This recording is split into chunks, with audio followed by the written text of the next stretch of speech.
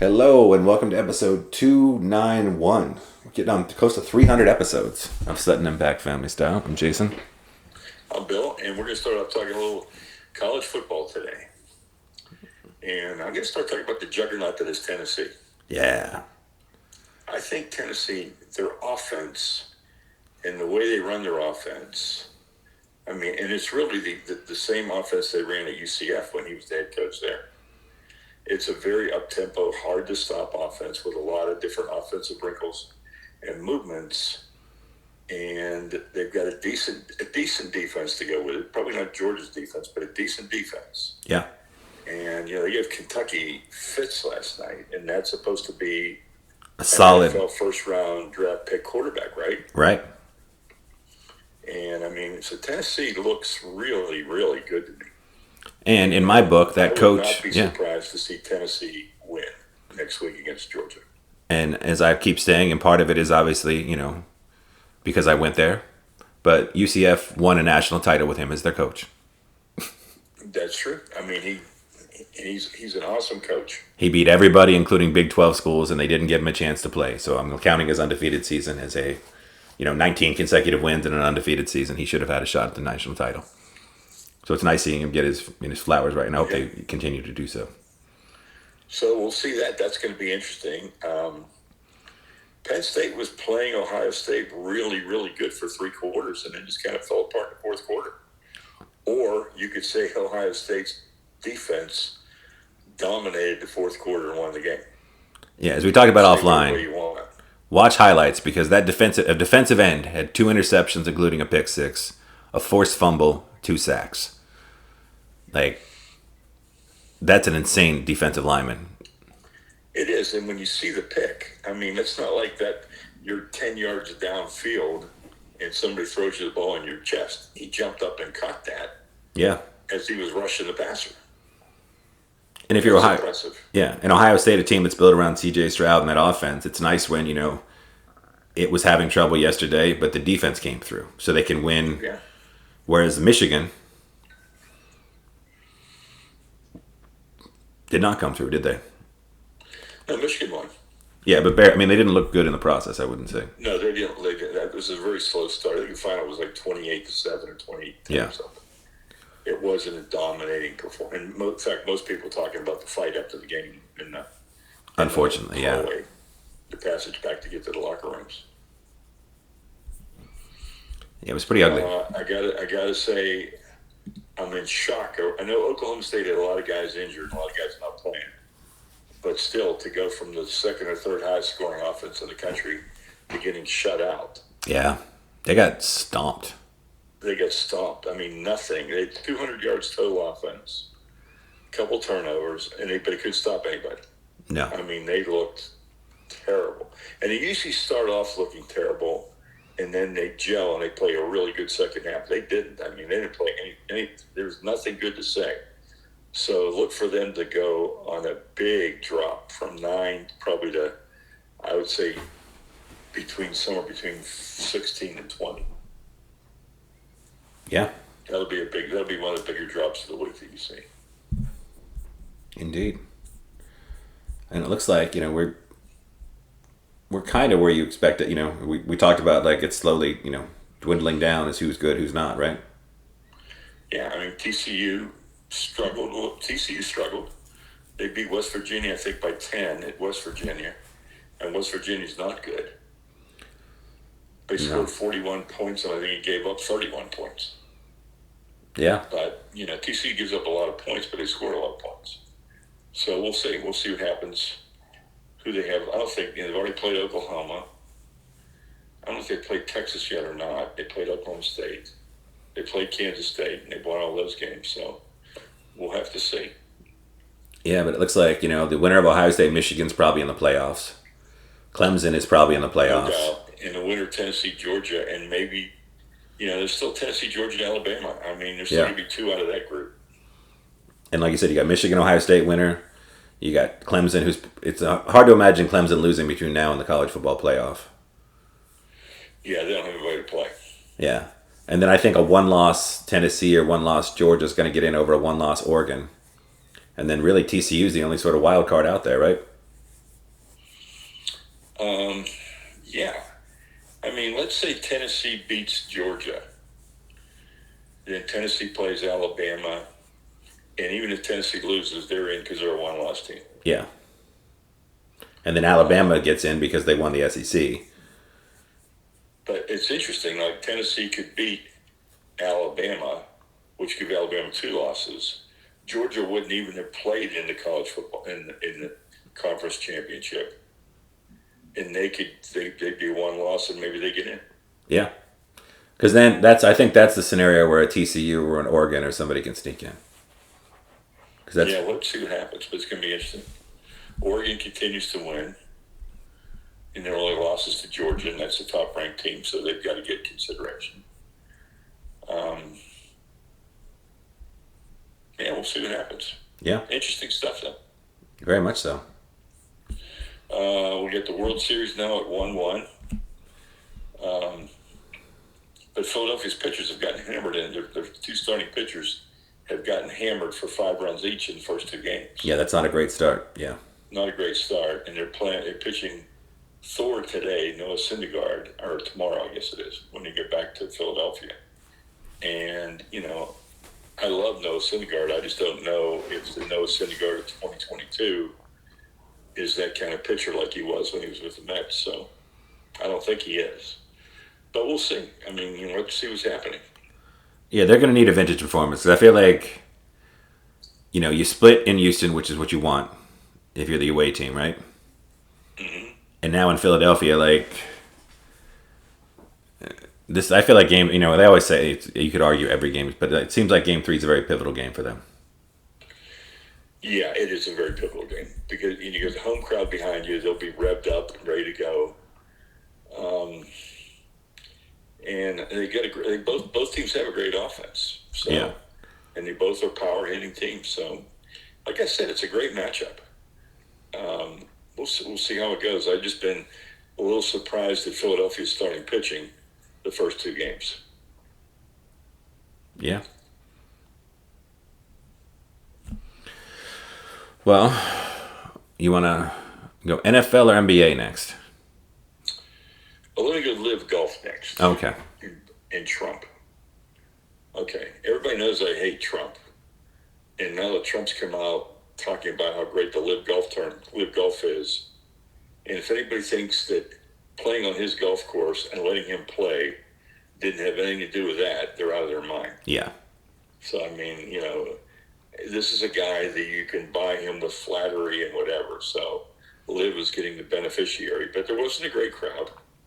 And, and Trump's giving them advice now, telling them they should start their own TV network. So, I have no idea how the Liv thing's going to turn out, but I was down on it before, and now that Trump's behind it, I hate it. So, just speaking my mind. Yeah. Let's go NBA and then NFL. Do you want to start with basketball or you want to start with Kyrie? Let's start basketball. Okay. So, I guess unsurprisingly, we have a couple of 0-5 teams that, probably didn't expect to be 0-5 or 1-5, right? The Nets are 1-5. I think the Lakers are 0-5, right? The Los Angeles Lakers have the worst record in professional basketball. 0-5.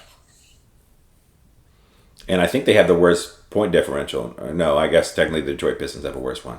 Yeah, second worst point differential in all of basketball. So they don't look good. And again, no picks to trade until 2027 or 2029. You have this Westbrook debacle that's just gotten worse every day. You're counting on Anthony. It's the Lakers' number 1 pick.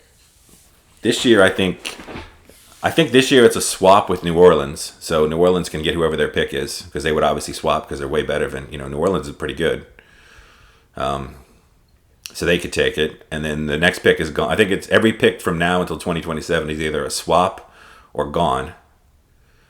And the players they're talking about getting with the 27 and 29 and getting rid of Russ is like, Miles Turner and Buddy Hield. Like, is that going to really turn your team around? They're not going to give up Buddy Hield not to get Russ. There's no way.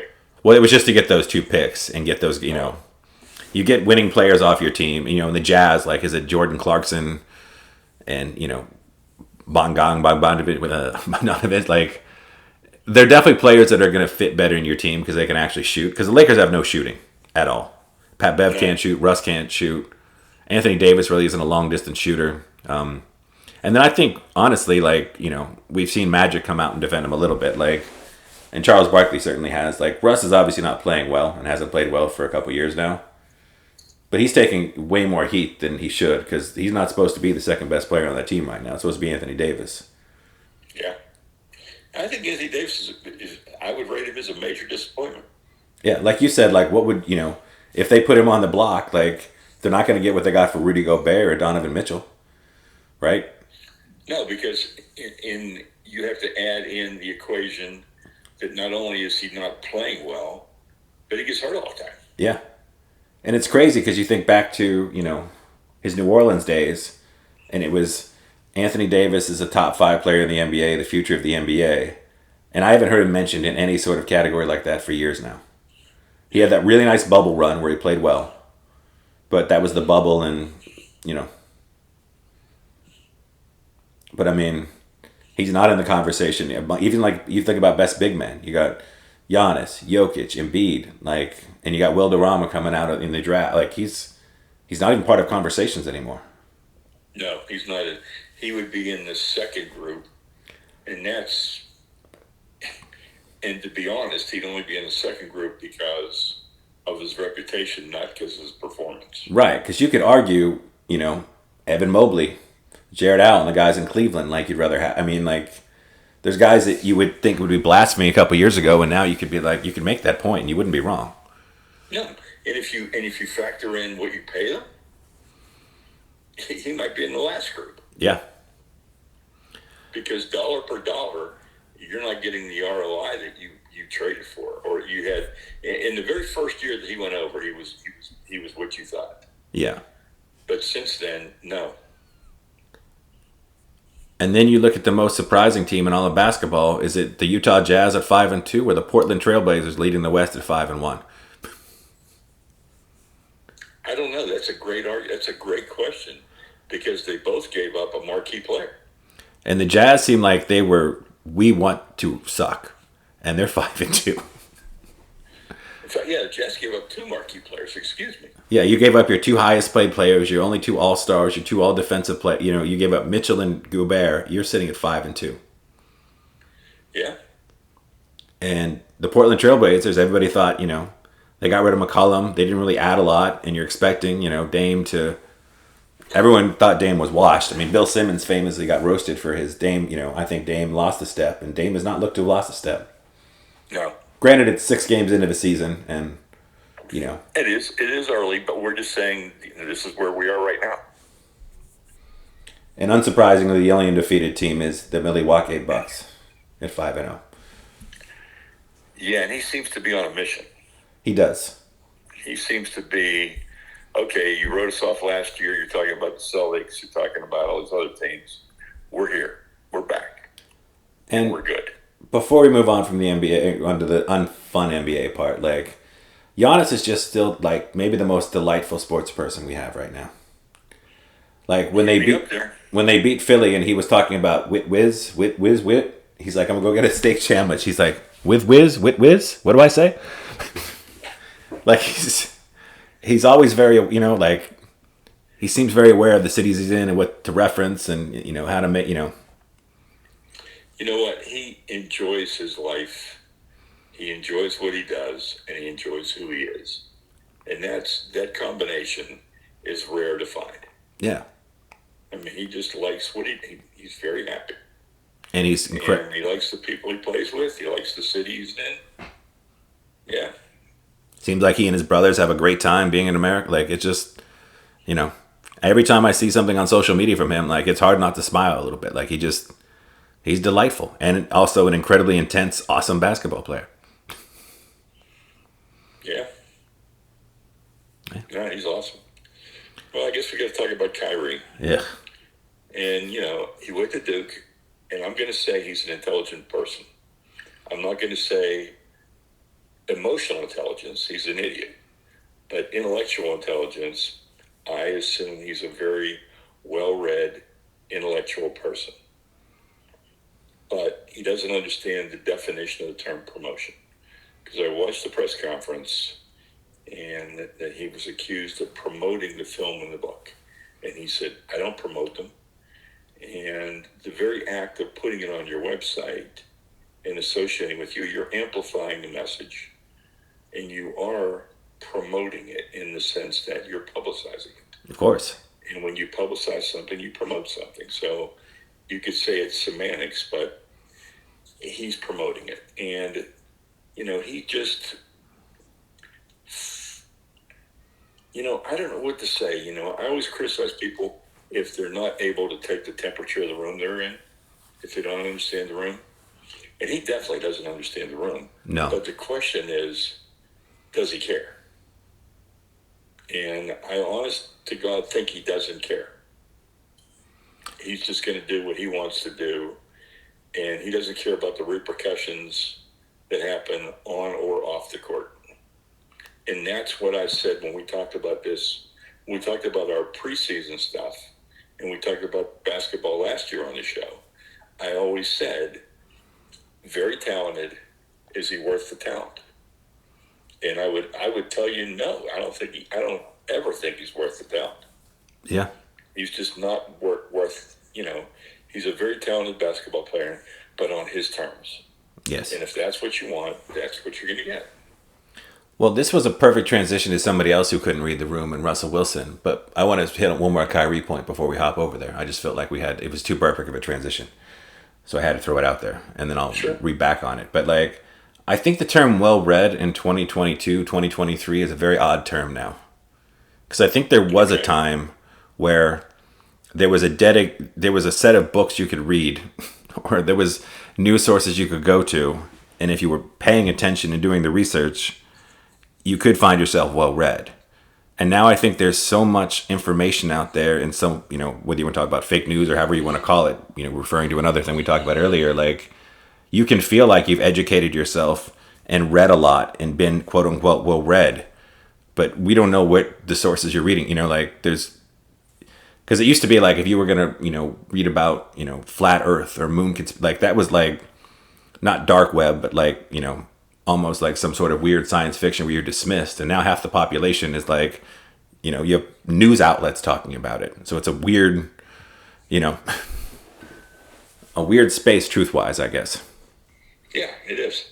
You can, like I said, I feel like you can watch, national world news conversations. You can read published articles, and they can all be about something that, I guess to be fair, I'm, bringing my bias into it, seem absolutely ridiculous. But it's not like you're just pulling stuff out of the air, or you're listening to some guy on the street corner in a Spider-Man costume telling you about some crazy thing. Now it's no, I'm I saw it on the news. I read it on a site, this journal. And it's okay, I don't even know what to say. Good point. But now back to my good transition of people that can't read the room. Let's talk Russell Wilson, who's playing right now. Yes. Who just continues to get blasted and everything. You go off on this one. Well, he's been going off on all week because, as people have pointed out, just most recently, they're playing in London, losing 10-7 to the Jaguars right now at 9:50 on a Sunday morning. But he gets off the plane, and again, it seems like he just, I think he ultimately does care. He just seems like he might be an alien, because he talks about how on the flight, he did 4 hours of leg raises, keeping himself in shape. Then he, while everybody was sleeping, was watching film. And he only needed an hour of sleep. And it's you realize that A, you're just self-promoting yourself like Kyrie. But B, you're basically throwing your teammates out of the bus, being while they were sleeping and playing cards on the plane ride, I was doing 4 hours of leg lifts. And his other NFL players were what we'd ask you to do is shut the fuck up so we can sleep. And, and apparently he has his own office, his own people. People don't have his personal phone number. And he just alienates himself from the team very much. And again, you look at, Doug Baldwin, Richard Sherman, Marshawn Lynch, guys he won a Super Bowl with hate him. And you look at the body language of Melvin Gordon and Jerry Jeudy and Cortland Sutton, and it's not good, He just does not seem to get it. And now the Broncos are 2-5, and his previous team with Geno Smith is playing pretty well. Yeah, I would say. But because Pat McAfee, who's become quite a sports person, he played famously with Peyton Manning, and he was the punter, and he said Peyton Manning's locker was in the locker room with everybody else. Is he the punter? He could have he was having if he had a football thought, he could text Peyton Manning. Peyton Manning texted him right back. As people come out with Tom Brady, like as much as Tom Brady seems like an eccentric guy, like Tom Brady's a team guy. He's in the building with the people, Mm-hmm. And Russell Wilson apparently since day one has not been that guy. And it seems like a decade in the league hasn't done anything to change that. No, and I mean, the way he's playing today, the point should have been, hey, you should have slept on the plane. You look tired. Yeah. You should have played well. And it's just, I mean, like the fact that he didn't get what he was saying was both just self-promoting to him and sort of like putting his fellow players down is just kind of crazy, Yeah, it is. It's tone deaf. It is absolutely tone deaf. So do the Eagles stay undefeated tonight? I mean, I feel like in a normal NFL season, I would say 100% yes. But I don't know what the season is.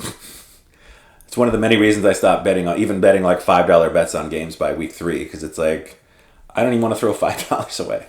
Like, if the Steelers somehow beat the Eagles, as bad as I think the Steelers are right now, and as good as I think the Eagles are right now, I'm not going to be surprised. Okay. I'm going to be shocked. Like, okay. I've reached that, they famously call it the Tyson zone, and Tom Cruise has been in it and other celebrities where you can hear any story and you'd be like, yeah, it makes sense. And tonight, if I'm watching the game this afternoon and the Steelers somehow beat the Eagles, I'd be like, okay, I get it. I wouldn't bet on it. I don't picture it, but it just somehow I can't be shocked by anything this season in the NFL. Would you be shocked if the Packers beat the Bills tonight? I think I would find that more shocking somehow. Okay. Because the Packers, here's what I would say about the Steelers. Kenny Pickett seems like a fiery leader. His teammates are behind him. Guys on defense are still playing very hard. I think, Pickens is, I think these guys are very competitive. Where I feel like Aaron Rodgers is checked out. I feel like he's, done some bad leadership stuff as far as some of the young receivers. He sort of put them in a bad spot where they don't, he's made it public that he doesn't trust them. And I just think they're in a bad, I feel like he might be mentally checked out. Okay.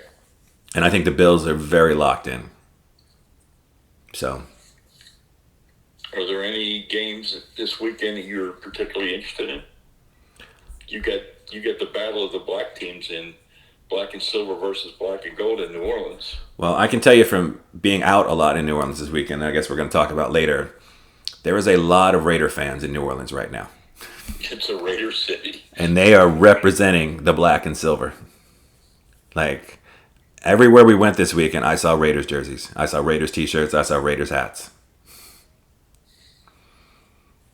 So. Yeah. They travel well. Yeah. And you wouldn't think, this isn't like going to Los Angeles where you can buy half the stadium. Like, the Saints, while they're not playing very well this year, they are a very passionate New Orleans Saints fan base.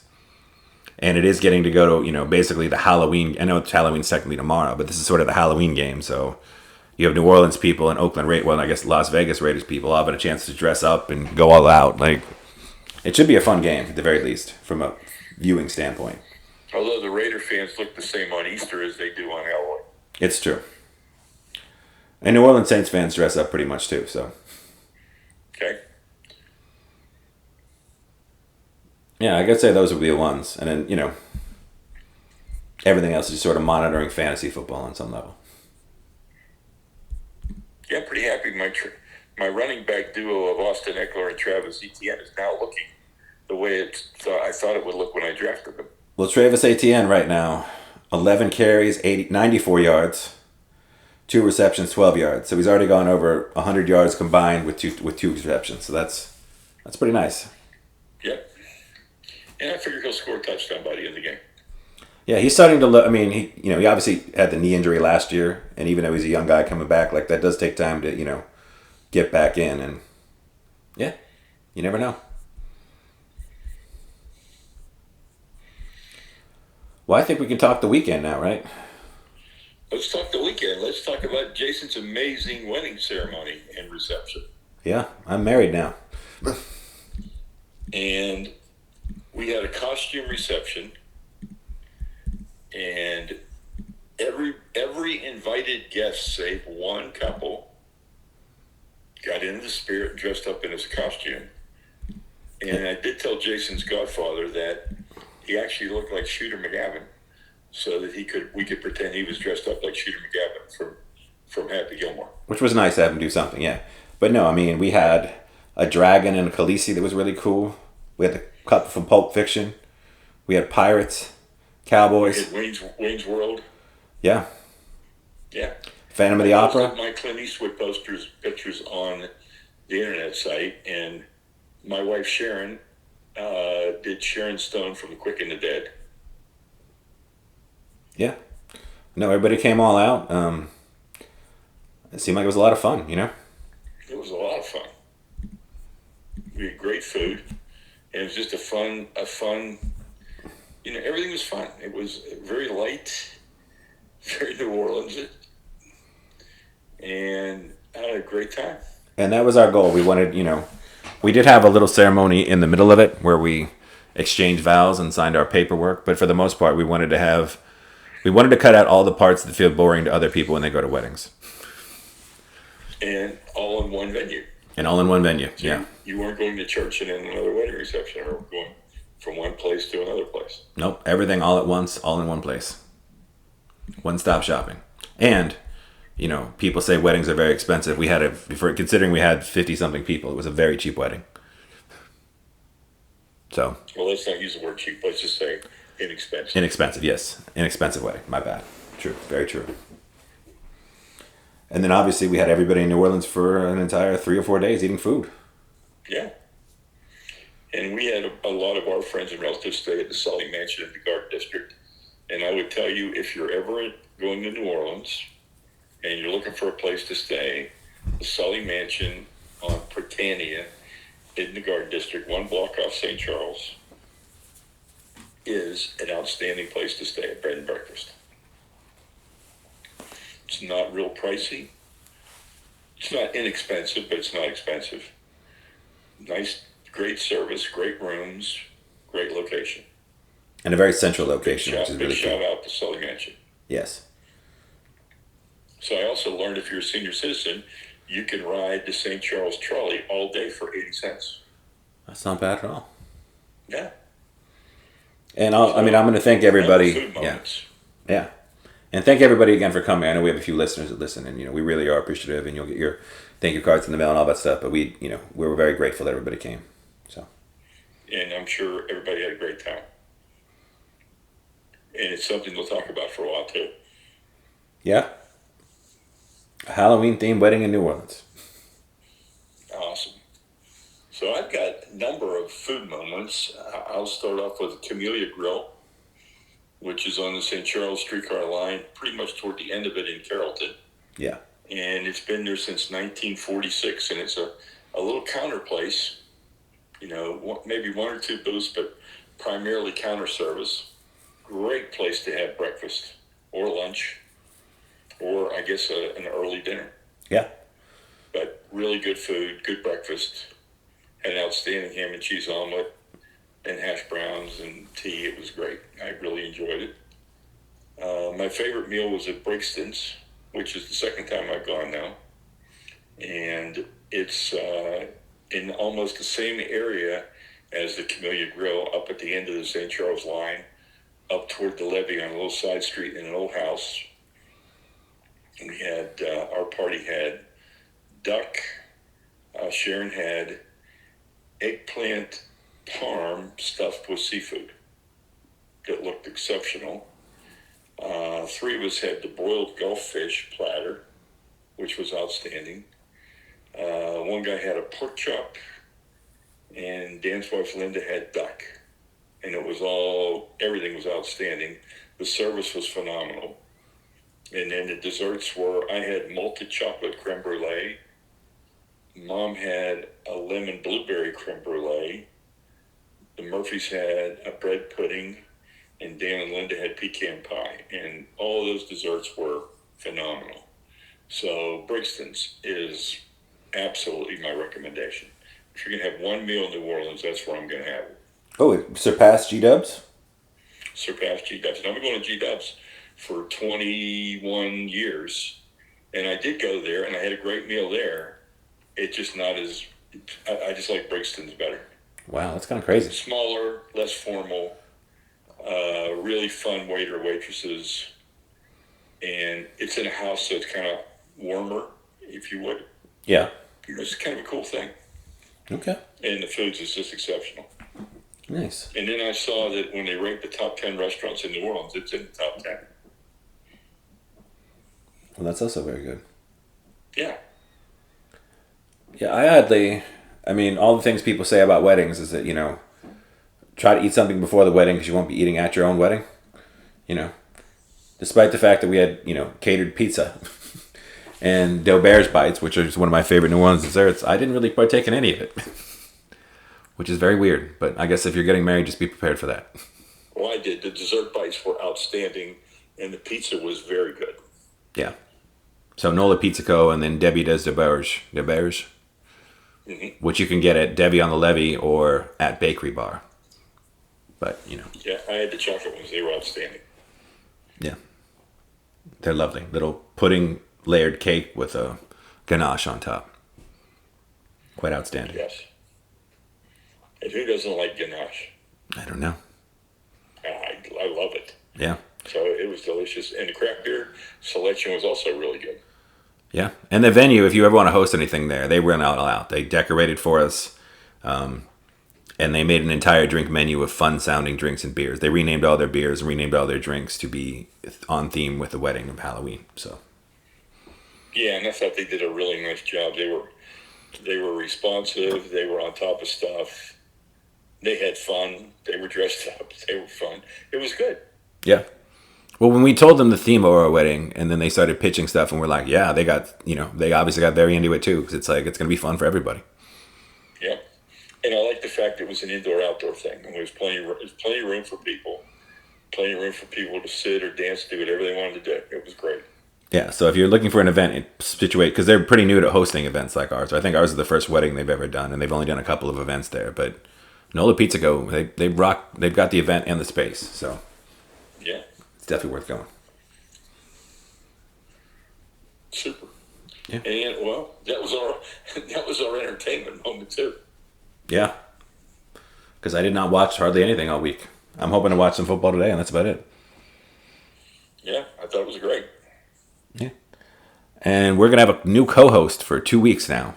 Yep, I'm going to be on a European cruise, and Fred will be taking Jason's friend Fred, who's a writer and has written with Jason and worked on a number of projects with Jason, and is a good sports fan. Will be taking my place. Unfortunately, he is a New England fan, so he's Patriots. That's a good balance for you, Jay. It is a good balance, yeah. So that'll be good. So you'll get to hear somebody new for a couple of days, and then we'll be back with the normal show right before Thanksgiving. Yeah, so expect a little. I will comment on my European sojourn during that time. Yeah. And everybody enjoy football today. I'm going to go rest and relax. It's been a crazy week, so I'm pretty tired. Yep. All right, everybody. Keep it up. Follow it.